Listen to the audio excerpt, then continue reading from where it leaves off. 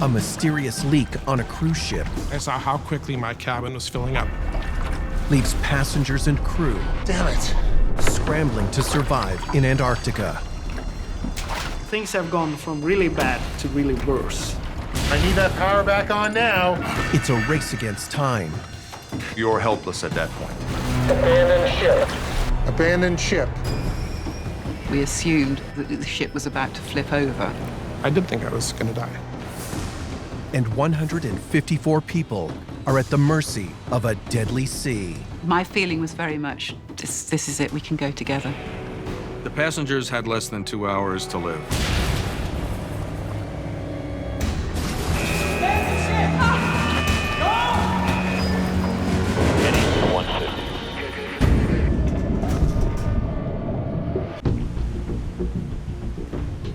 It's early evening near the bottom of the world. The passenger ship MV Explorer is 11 days into an 18-day trip. But this is no luxury voyage. The 73-meter vessel is on an adventure cruise heading for the continent of Antarctica. This is the best holiday ever.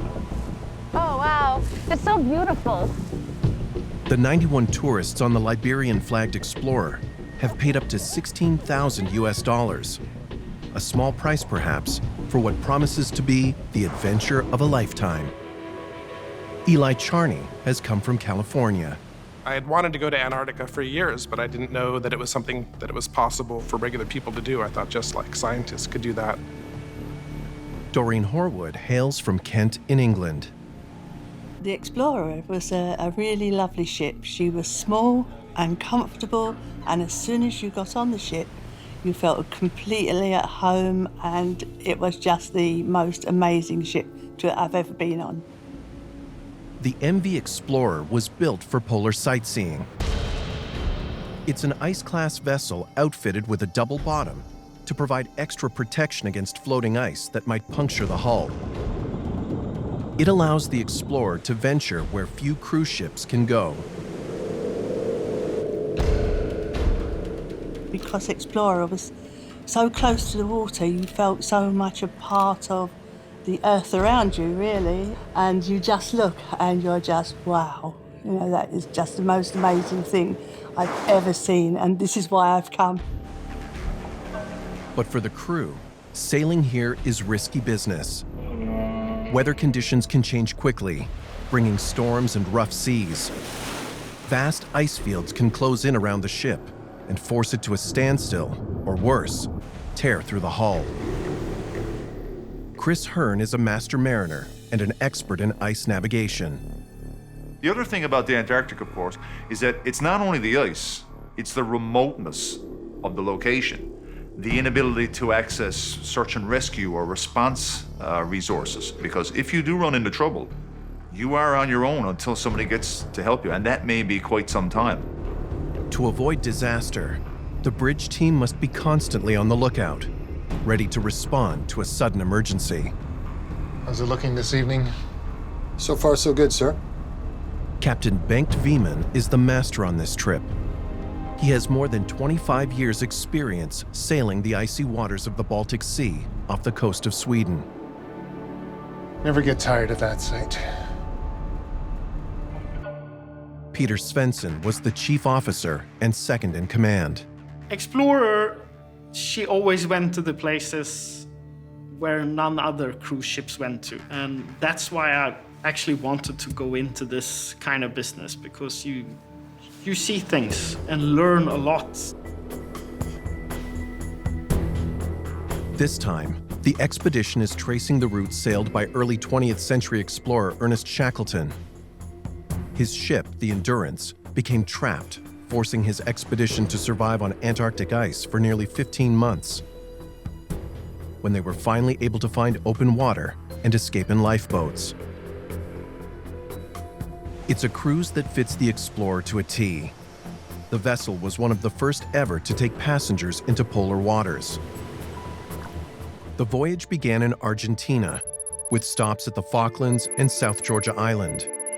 But for many, tomorrow promises to be the highlight of the trip, a landing on the Antarctic Peninsula itself.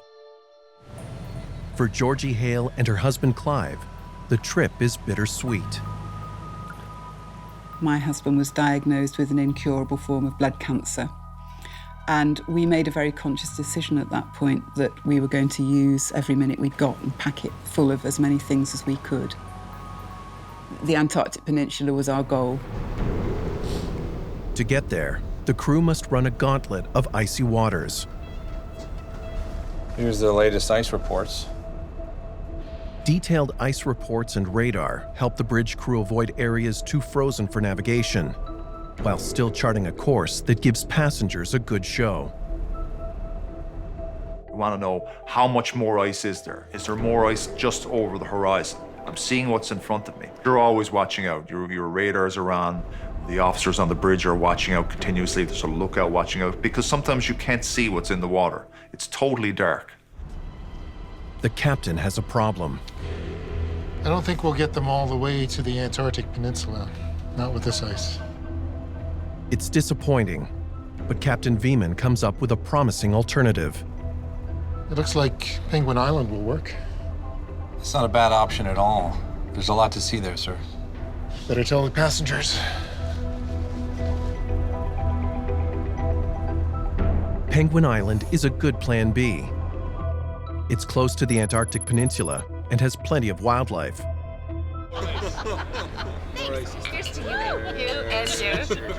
Ladies and gentlemen, bit of an update for you guys. The captain gave us a briefing that evening, and we were going to be going through heavy sea ice, and so he was just giving us a warning about that. So you should expect some noise. Nothing to worry about. I recommend earplugs. That's it. Thank you, everyone. Noise! Maybe I'll drown out my husband. Later that evening, passenger Doreen Horwood pays a visit to the bridge. Hi there. Am I okay in here? Good evening. Come on in. I've got a spot for you right here. Thanks. Steady on this course. She's taking advantage of the Explorer's open bridge policy. For the passengers, very exciting because they got to feel a little bit more involved in the operation and see what's going on. What are the crew involved in? What are the officers doing? You know, how are they making a decision? As Doreen looks on, the ship begins encountering more and more ice. I think we need the searchlights now. We're coming into an ice field. Reducing speed. I'm going to call the captain.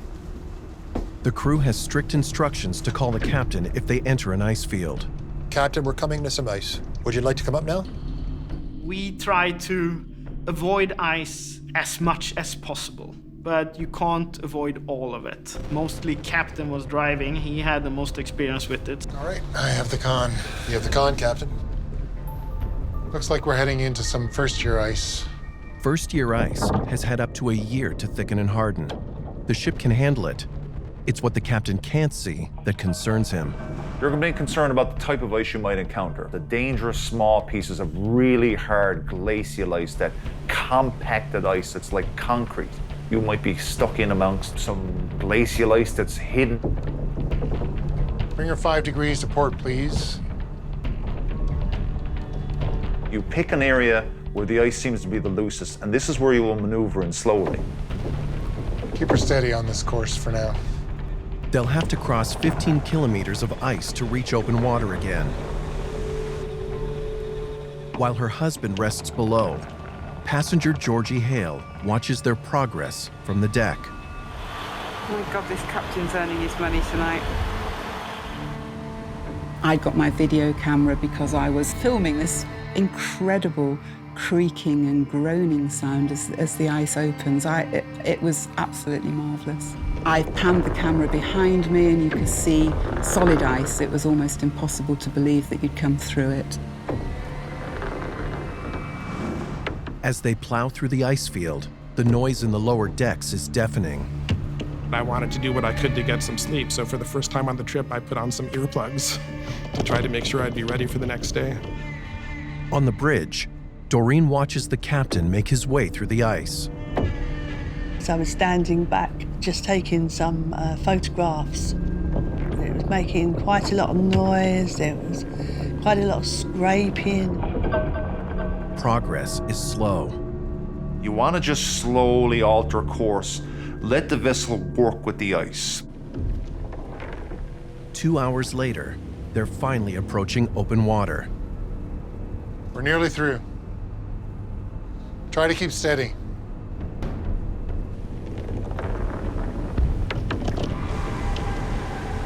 You could see the black of clear water. And I very much had the impression that the captain was thinking, right, let's bang our way through this last bit of ice, and then we're into clear water. It's absolutely incredible the way he's done it. Yeah, he's really going for it, this guy. Below in his cabin, Eli Charney can't sleep. You'd get this scraping, knocking as the ice ran along the side of the ship, and you could actually feel the vibrations as it went scraping, bumping along. Then something odd happens. My fingers were in this little gap between the head of the bed and the wall of the cabin, and the wall of the cabin flexed, and it started pinching my fingers, and it started to hurt. Wow. And I go to turn on my reading light, which was right there at the head of my cabin, and I touch it, and it's wet. And I put my hand against the wall, and there's water coursing down the wall, running over my fingers, ice-cold water.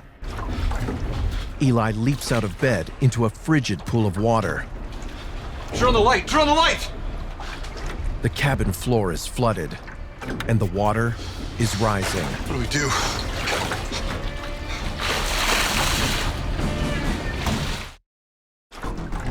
On the MV Explorer, passenger Eli Charney's cabin is filling with freezing water. So at the moment, I'm thinking, what do we need to do? When we first got on the ship, they had a briefing where they talked about lifeboats, and they warned us that there's an emergency button in the room and to make sure not to press it by accident. And I'm thinking, oh, now's the time to use the emergency button. So I reach over and I start pushing it. Above, the bridge crew spots the alarm. That was a design of the vessel, that the relays were on the bridge, so if something happened in one of the passenger cabins, they could send somebody down to have a look. We've got a passenger alarm, Captain. Yeah, someone probably hit it by accident again. This is the captain. Please go to the 300 level, see what's setting off that alarm.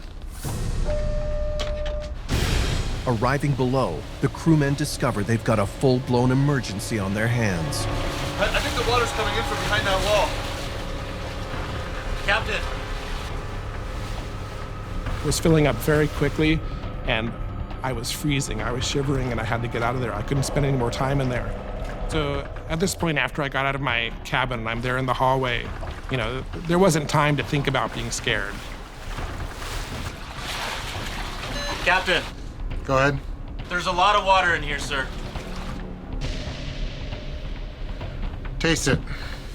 Sir? Tell me if it's salt water. It's fresh water, okay, maybe we knocked the pipe loose. That's okay, we can deal with it. It's an inconvenience. But if you can taste salt water on the inside of your ship, you've got a hole. Yeah, it's salt water, sir. Copy. Damage control team to deck 3. This is not a drill. All passengers, please assemble in the Penguin Lounge in warm clothing and life jackets. At the time that the announcement went out, there was no indication of what had gone wrong at all. We just headed for the muster station. Everybody was there quite quickly. And it wasn't until we got there and met up with one of the passengers who had raised the alarm that we knew what was happening. What happened? You're wet. My entire cabin is flooded. The ship could be sinking. What? Flooded. What do you mean flooded? And I saw how quickly my cabin was filling up and how quickly it was overtaking that deck of the ship. I was sure the ship was going to sink. Chief Officer Peter Svensson is sent to help deal with the crisis below. We got a real problem here. The water's coming in really fast. We checked the bottom seals. I don't know if it's coming from... Quiet for a second. I'm trying to hear where it's coming from. If you've got water in your ship, it's very serious. You want to know where it's coming from and how soon can you stop it. You got it? It's behind the paneling somewhere. We're gonna have to open it up. We gotta get these pumps going first. Okay. Let's move. I think the water at that time was just above my knee. That's alarming, and I promise you it was cold water, because I think the water temp was minus 1.5 degrees at that moment. 3 decks above in the lounge, most of the passengers have no idea how serious the problem is. Of them, I would say maybe 10 people saw what was going on. A lot of people had no idea. It seems really strange to say this now, but nobody was really panicking. Nobody was worried. In Eli's cabin, Svensson and the crew are desperately hunting for the source of the leak. You need to use some real force to get through that wall. I need that axe. Okay, stand back. We had to use axes and anything we can get that's hard to get this wall off, to see if we can find where the leakage is coming from. They're tearing out paneling, they're tearing out bunks, and all the while, cold Antarctic salt water is coming into the cabin. We had one guy actually sticking in his hand to feel, to see, and he actually found a hole. Get enough insulation out. You feel it? Yeah, I think I got it. It's for the size of my fist. There's no time to lose. They need to plug the hole any way they can. Stuff it in.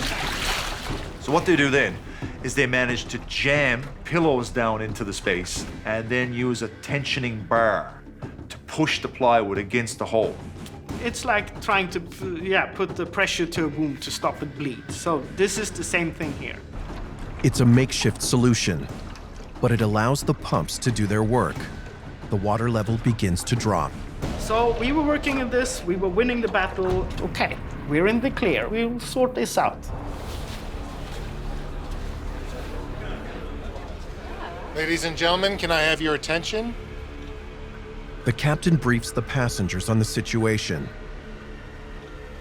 We are taking on water. How much? But we are using our pumps to deal with it. We will update you again later. Thank you. Open the bar. Okay, open the... Maybe we need a drink. He explained to us that they had pumped the water out, the water level was going down. There was no sense of panic. The more enterprising amongst us were trying to get them to open the bar. We didn't get very far with that one.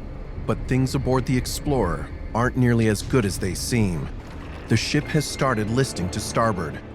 Peter Svensson's instincts tell him something is still very wrong. This amount of water from that small little hole is a little bit much. So I just started thinking that it may be some other holes somewhere else. Damn it. A quick check confirms Svensson's worst fears. 3 more cabins are flooding. I need to talk to the captain now.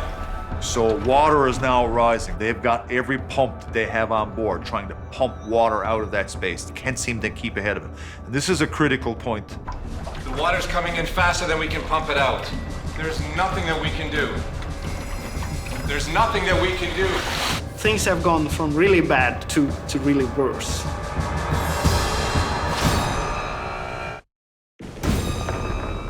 Aboard the cruise ship MV Explorer, icy seawater is gushing in through a hole in the hull, and the ship is listing dangerously to starboard. The water is coming in faster than we can pump it out. There's nothing that we can do. Understood. The captain knows if the list gets much worse, it will just be a matter of time before they capsize and sink into the freezing Antarctic Ocean. Out of options, he makes one of the toughest calls a captain can make. Abandoned ship. Abandoned ship. Abandoned ship. All passengers report to your assigned lifeboat stations. What's that? What's that? It's the damn ice. When we hit the ice. Abandoned ship, abandoned ship, abandoned ship. That was a heart-stopping moment. Things were really becoming chaotic by this time, and people realised this ship was really going down and we needed to be off the ship. Then it gets worse. Damn it. Zero the throttle. Zero throttle. The Explorer has lost power, and it's drifting back into the ice field. Without the engine, the ship can't maneuver to a safe area to lower the lifeboats. You can't lower a lifeboat into ice. You will beat up the lifeboat and you can endanger the people in the lifeboat itself. The pack ice can crush the boats. The power went out when the seawater flooded in. It drained into the engine room a deck below and shorted out the pump that sends fuel to the generator. Chief Engineer Jerzy Pawlowski, who's been with the ship for 8 years, scrambles to come up with a fix. I need that hose.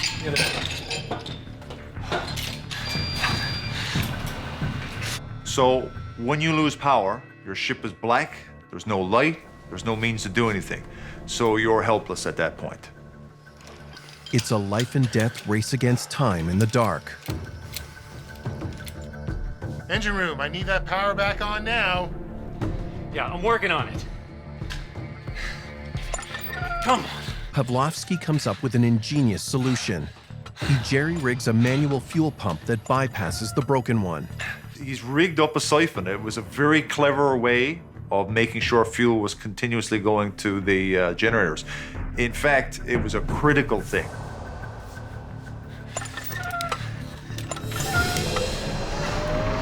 It works. Yes. Great work, Chief. The captain can now maneuver the ship to a safe location to lower the lifeboats. Full power ahead. Full power ahead. By coming up with this bypass system, it was quite a feat of engineering and seamanship, and it really spoke to his professionalism.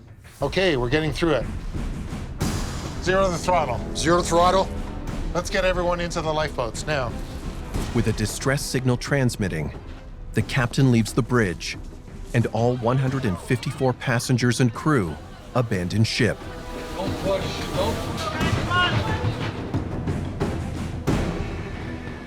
People are rushing, streaming out the back. They're streaming out the doors.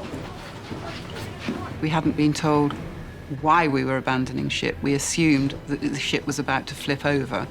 We were still attached to the side of it, and that was very scary. The lifeboats release.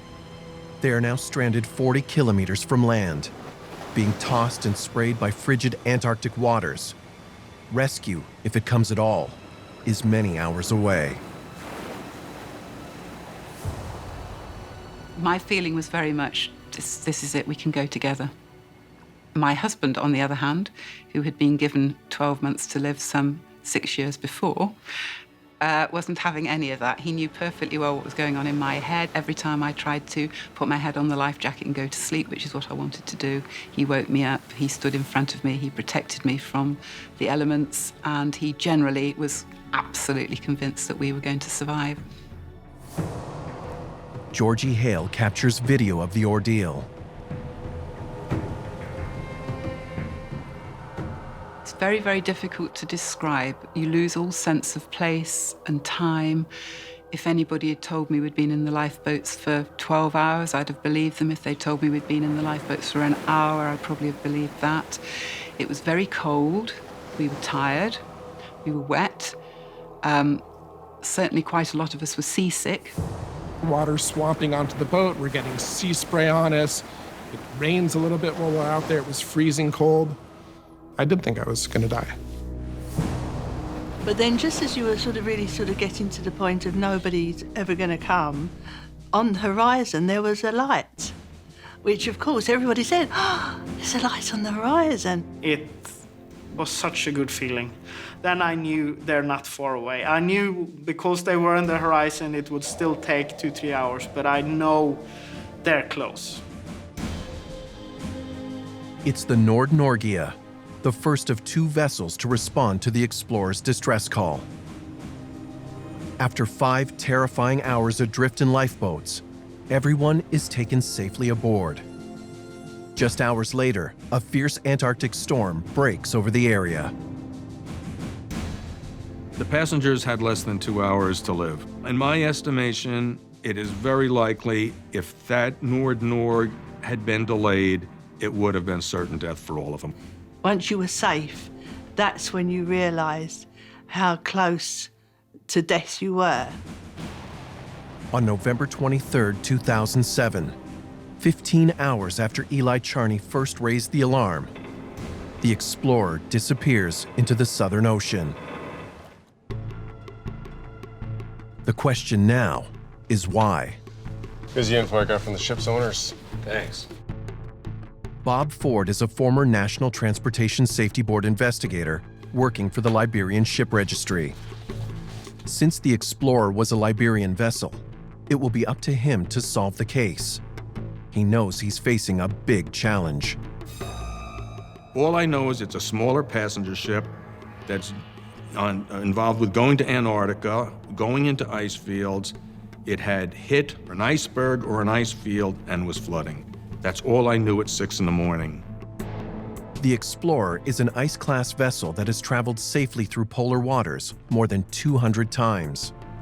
What could have gone wrong? When investigations kick off, and this one was no different, I don't assume anything. I don't accept any facts that I hear. I don't accept anything. I just say, let's wait and see what happens. Ford's top priority is to talk to the crew, especially the captain. Captain, tell me everything you can remember about the night of the accident. We were going through ice, nice and easy, nothing out of the ordinary. Bring her 5 degrees to port, please.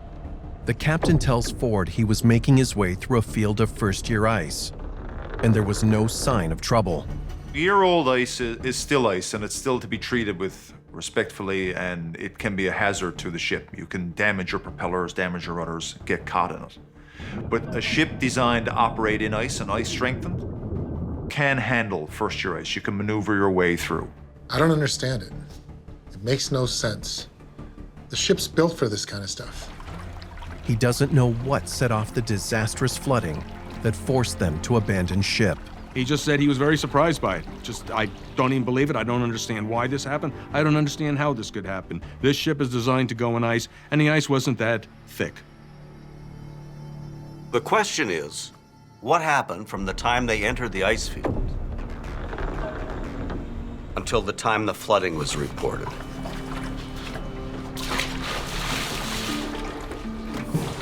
That's the question.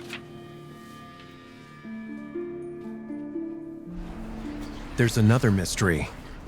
Why couldn't a fist-sized hole be repaired to save the ship? A fist-sized hole, it's a hole. It's something water's going to come through. But again, that in of itself does not mean we've lost the ship. Let's get everyone into the lifeboats now. Ford won't have much to go on. In their haste to evacuate, the crew left the Voyage data recorder behind. The Voyage data recorder, commonly more referred to as the VDR, will record the speed of the vessel. It will record rudder commands. And to me, the critical aspect of it would be the audio recordings in the wheelhouse. Without it, Ford will need to rely on eyewitness accounts. I'm going to want to talk to as many passengers as possible. You got it. The accident investigations are like jigsaw puzzles. You got to get the pieces.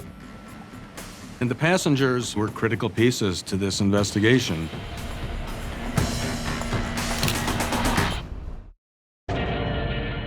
Investigator Bob Ford has little hard evidence to discover why the MV Explorer sank. But he does have something few investigations ever have. Dozens of photos taken by passengers as events unfolded. Bob, take a look at these. Wow. Timestamp, no less. Some are stamped with the exact time they were taken, allowing Ford to begin adding crucial details to his timeline of the disaster. So, just after midnight, evidence, when the flooding is reported, they're deep in the ice fields. When Doreen told me she had photos, I was like, wow, this is just too good to be true. Am I okay in here? Come on in. I've got a spot for you right here. Thanks. To Ford's excitement, Doreen Horwood not only took a lot of pictures, she was actually on the bridge when the disaster began. He hopes she'll be able to shed some light on what went wrong. Just tell me what happened. Well, I was up on the bridge taking some photos. She just provided photos, an interview, which provided on-scene, on-site, what was going on in the wheelhouse. Keep her steady on this course for now. Doreen tells Ford she was enjoying herself at first. But as the ship moved deeper into the ice field, she grew more and more uneasy. Steady her up. Steady as she goes, sir. Looking good. We were going faster and the ice seemed thicker. I think it was just a natural question mark over your head. You know, this didn't quite feel right. Then the ship came to a sudden stop.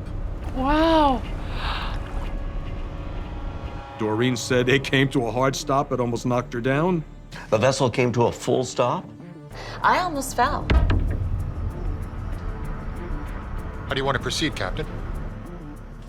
Like a human data recorder, Doreen recalls the sequence of events in uncanny detail. Full stop. She even tells Ford what the captain did to get the ship moving again. He was looking through his binoculars and he was talking about how you maneuver through ice to one person. Okay, we're going to take another run at it. Slow astern. Slow astern. Doreen, when she was on the bridge, said after they made impact, the ship came to a stop. He walked up to the helmsman and said, "This is how you break through ice.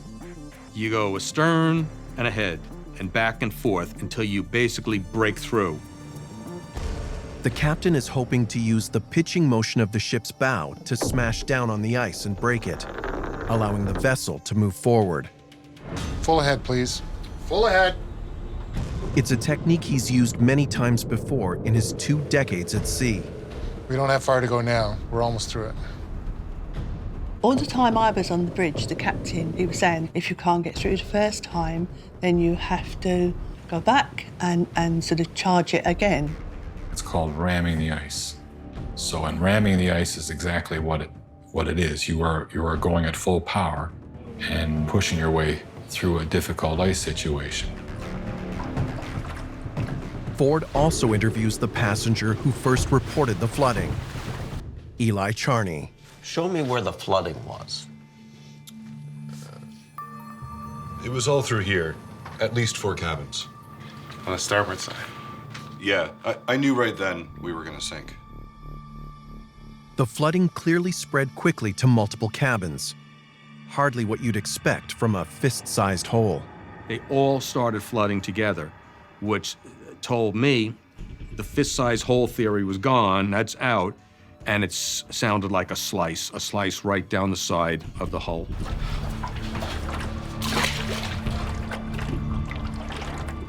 Turn on the light! Turn on the light! The timing is significant. Doreen says Eli's alarm went off right after the captain moved back and forth in the ice. It's a critical lead.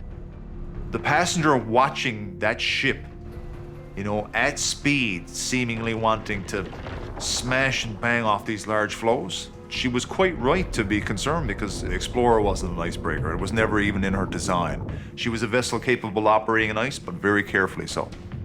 The Explorer had a double bottom, but its single layer of side hull plating was vulnerable in heavy ice. The investigators scour the captain's records. They need to know why a mariner with more than 25 years' experience would perform such a dangerous maneuver. This guy's a seasoned veteran. Agreed, he's a solid ice pilot. Then they notice a troubling detail. Whoa, take a look at this. This was his first trip to the Antarctic. Really? He had experience in the Baltic, but not in the Arctic, and it's 2 different types of ice. Ice in the Baltic Sea freezes and melts every season, so it doesn't build up and thicken over time. In that region, ramming through an ice field is a tried and tested technique. In the Antarctic, where ice can thicken and harden over years, the maneuver can be deadly. In the Baltic, you can ram because you know what the ice conditions are going to be like. You're not going to deal with anything heavier than first-year ice. In the Antarctic, you don't want to get into an activity where you're backing the vessel and ramming ice. You want to slow the vessel down if you're going to encounter a larger piece or a flow, and then just build up momentum to push the ice out of the way. Ford needs to find out exactly what kind of ice the captain was facing. And once again, it's a passenger who may hold the key. Georgie Hale, she emailed me. She said, and by the way, I was taking video. I said, when? She goes, right at the point of impact and flooding. I almost fell out of my seat. I was very pleased that I'd got my video footage, which I was able to give to the investigation. It was just invaluable information, critical in the investigation. The investigation team gathers to study Georgie Hale's video of the explorer's trip through the ice. How is he going to get through this lot? Absolutely solid ice. Lead investigator Bob Ford has recruited a former captain of the Explorer with nearly 10 years' experience as an ice pilot. He should be able to tell them whether the ice field was first-year ice, as the captain claims, or much more dangerous multi-year ice and an immediate hazard to the ship. Looks like he's moving about 5 knots. That's pretty fast in an ice field. It's immediately apparent the captain was moving too quickly for the conditions. And when you're in the Antarctic and you're sailing along, you're constantly being vigilant for pieces of ice that you may not see. You may not see them until you're upon them. So typically you may slow down if you know there's ice in the area. A flag on the bow, blowing in the wind, provides another vital clue. Look at that flag. They're sailing into the wind. That's going to be a problem. The wind is blowing the ice in front of the ship tighter and tighter, closing off every avenue of escape. As he's proceeding through the ice, he's looking for openings as he goes. Those openings are getting smaller and smaller to the point where it becomes very concentrated and he has no choice but to come into contact with pieces. Oh, right there. Stop it. Could you rewind it, please? But it's the size and shape of the ice floes, barely discernible in the dark, that is the most alarming of all. There. See the thickness of the ice? No way that's first-year ice. This image from Georgie Hale's vacation video shows the Explorer approaching a large ice floe that is clearly multi-year ice, capable of piercing the ship's hull. Moments later, the Explorer makes contact with it on the starboard side.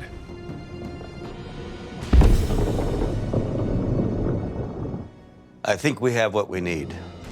He was overconfident. The captain was just overconfident that the ship could handle this ice field. He was wrong that it was first-year ice. I think we need the searchlights now. The investigation concludes that the loss of the Explorer was the result of a chain of errors. Ladies and gentlemen, a bit of an update for you. It began with the decision to go through the ice in the first place. This change will take us through some sea ice tonight, so you should expect some noise. In the darkness, it would have been nearly impossible for the captain to properly assess the ice. And his aggressive maneuvering made matters worse. Full ahead now, please. Full ahead. Although effective in thin Baltic ice, it was too dangerous in Antarctic conditions. I've done this countless times. You just got to keep going at it. His attempt to break through the ice likely tore a long gash in the side hull, setting off the catastrophic flooding that capsized and sank the ship. At the rate of flooding going into the Explorer, I don't believe they could have saved that ship, no matter what they tried. It's a conclusion Ford never could have reached if not for the passengers. Without the passengers, like Georgie, Doreen, and Eli, it would have been impossible. We would not have gotten the answers we needed just relying on the crew. The sinking of the MV Explorer nearly claimed 154 lives. And more shipping of all kinds is entering polar regions every year. Faced with a growing threat, the international maritime community must find new ways to get captains ice ready before tragedy strikes. The The sinking of the MV Explorer was the result of poor decision-making by a captain who underestimated the danger of Antarctic ice. At the Marine Institute of Memorial University of Newfoundland and Labrador, a realistic simulator is making it possible to better train future ice pilots to safely navigate through polar waters. The Center for Marine Simulation offers services for the shipping industry, for individuals who are doing work in really risky environments, like ice navigation. So people come from all over the world. You've got your speed indication there. Right now it's showing 9.1 knots, but it should come down. Right. Instructor Drew McNeil served with the Canadian Coast Guard for 37 years. He has an in-depth knowledge of the different kinds of ice and how to handle them. He's about to lead Maria Halfyard and her crew through an exercise in ice field navigation. The intent is to get over to the open water patch on the other side of this concentration of ice here. Okay. You ready, Conley? Ready? Okay, let's start this exercise now. It's coming up there now. The simulator can imitate a wide variety of ship types, and realistic graphics provide a detailed view of an ocean covered with different kinds of ice. It even feels real. The simulator is mounted on a hydraulic base to create the motions a ship would experience at sea. Now going 4 knots, is that fine? That's good speed. Is that first year ice or older ice? This is first year ice, but within that area there is the evidence of some bergy bits. The bergy bit is when the piece of glacial ice is no more than 5 meters above the sea surface. And so that becomes much more difficult to detect because it's much lower in the water. And the growler is even smaller. It's going to be 1 meter or less above the sea surface, but below the sea surface it's going to be significant.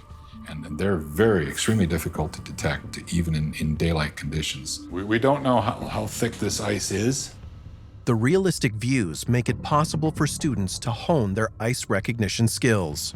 If you're coming into contact, just bring your pitch to 0, and that way you're not using any force, and she's just going to drift into it. And so we're working our way in until we actually get into it, then we're better able to read it. The ship makes contact with the outer edge of the simulated ice field. And as you're making your speed adjustments, just work in increments, and that way you have more control over how the ship is moving rather than doing large adjustments. One of the ethos of the center is to make people uncomfortable, make people sweat. The situations are designed to be as realistic as possible because a mistake made here and a lesson learned is something that won't happen in reality where people's lives are on the line. We're going to change direction to 215, Conley. 215. Coming out of the ice now. Okay, good. No matter whatever mistake you make, at the end of the day, you're still in a classroom environment and you go home. If you're at sea and you make that same mistake, hopefully you'll be alive to even reflect on it in the future.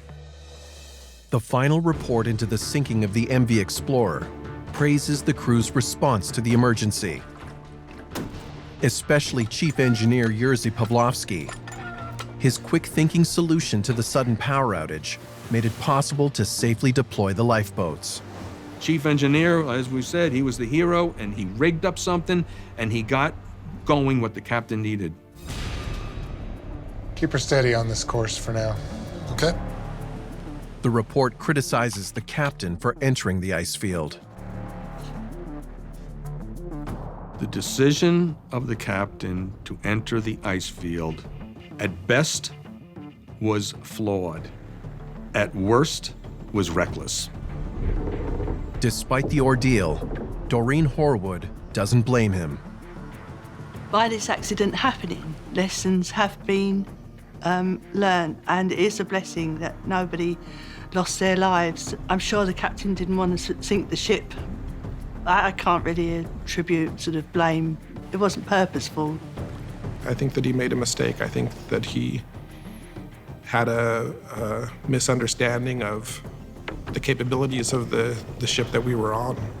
He's a really good captain. I would gladly serve with him again. I think I've got a very different attitude to life because of what happened. Small things don't worry me anymore. I think when you've been through something like that, you tend to take a far more laid-back attitude to life in general. I do feel lucky to still be here. I think if there's a lesson from it, it's really just to not let small things bother you. And pretty much everything is small.